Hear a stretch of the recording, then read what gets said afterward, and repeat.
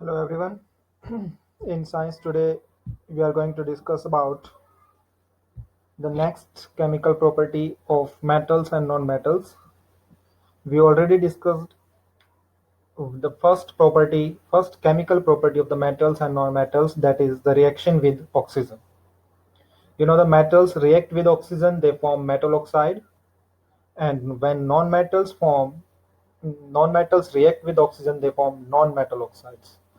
Metal oxides are basic in nature, whereas the non-metal oxides are acidic in nature.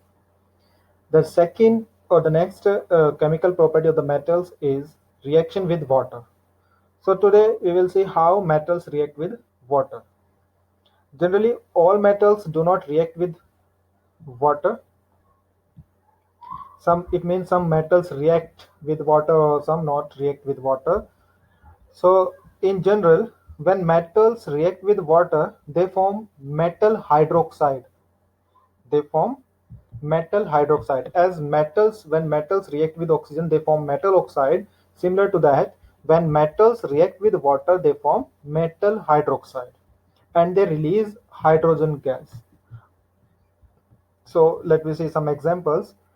Here, when sodium react with water, here we use the cold water, and when sodium react with cold water, it forms sodium hydroxide and release hydrogen gas. Like that, potassium is also react with the cold water because sodium and potassium both are highly reactive metals. Sodium and potassium are highly reactive metals and they can easily react with water or cold water.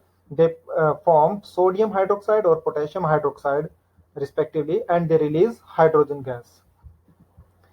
When calcium react with water, it forms calcium hydroxide and hydrogen gas. But in this case of calcium, the reaction is not so fast as compared to that of the sodium and potassium, because sodium and potassium are highly reactive metals and they react very fast with water as compared to that of the calcium.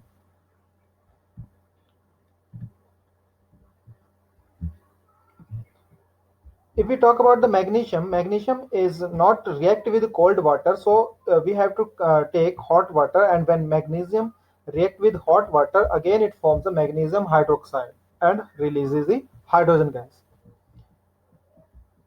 If we talk about the aluminium and iron, they do not react with hot water or cold water, but they both react with the steam. Means iron and aluminium are not so reactive as compared to that of the sodium, potassium, calcium, and they do not react with the cold water or hot water. So they have to reacting with steam. And if we talk about the other metals like copper, silver, gold, lead, they do not react with any form of the water. Means they do not react with hot water, cold water, or steam.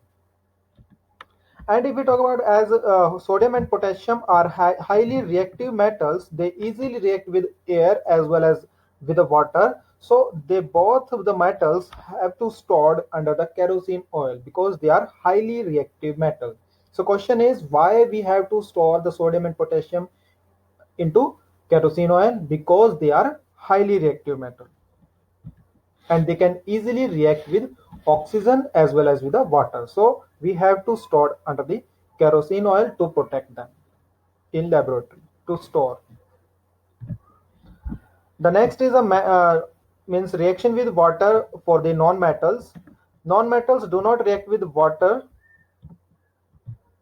means they do not completely react with water, and non-metals like phosphorus are very reactive in air or oxygen, as we already studied about, the non-metals are also react with oxygen, they form the non-metal oxides.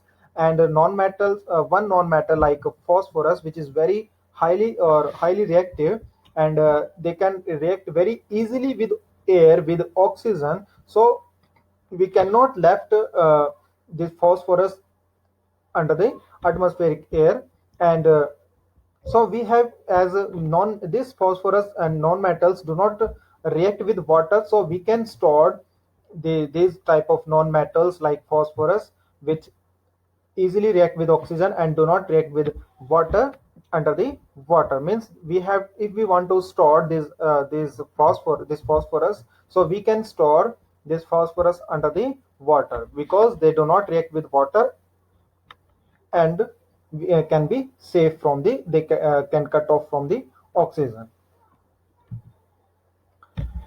The next chemical property for the metals and non-metals is the reaction with acids. So let me say how metals and non-metals react with acids.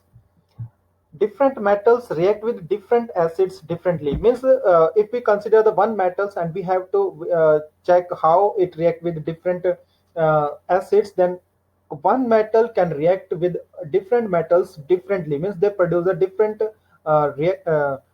products, and when different metals react with one acid, then they also react differently. Means this is the how means the different metals react with different acids differently. They produce the every time they produce a different product.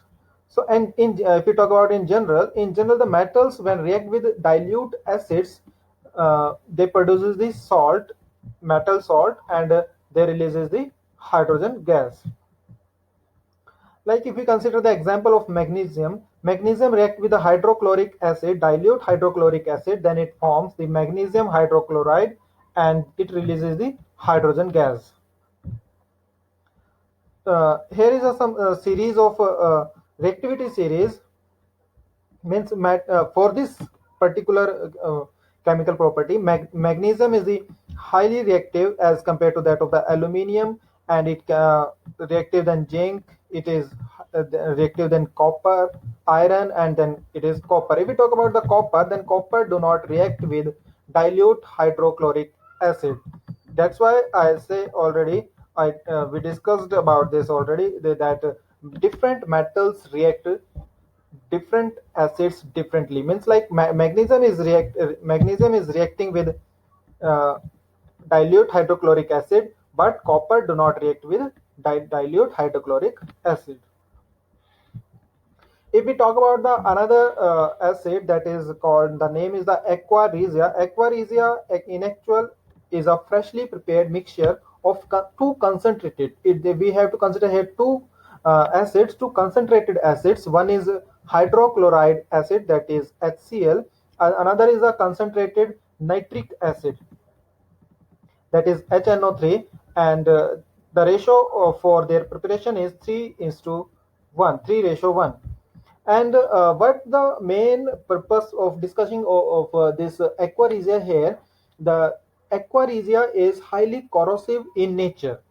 You know, metals like gold, silver, platinum, they are very less reactive, or you can say they are don't react uh, with oxygen with water. They do not react, but they can also react. They can react with the aqua regia. Or aqua regia is so highly corrosive that when we put some gold or silver in this aqua regia, then the top layer of the metals can easily, you can say, exposed or just dissolve into that this type of acid.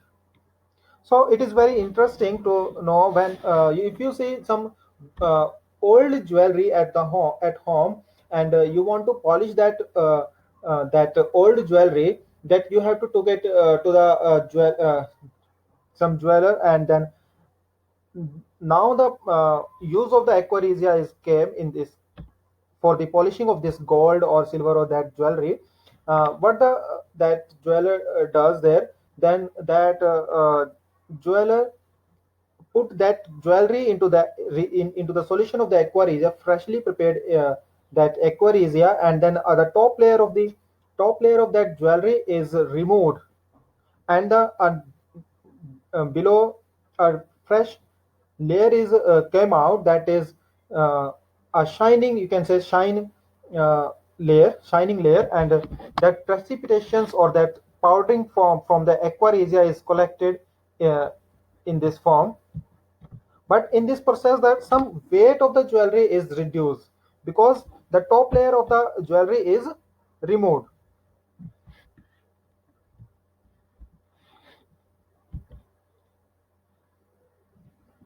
Now the metals, next property number 4, that is metals, how metals react with bases. When metals react with bases to produce, again they produces the hydrogen gas. In general, the reaction is metals react with bases and they form salts, and they release the again hydrogen gas. Some examples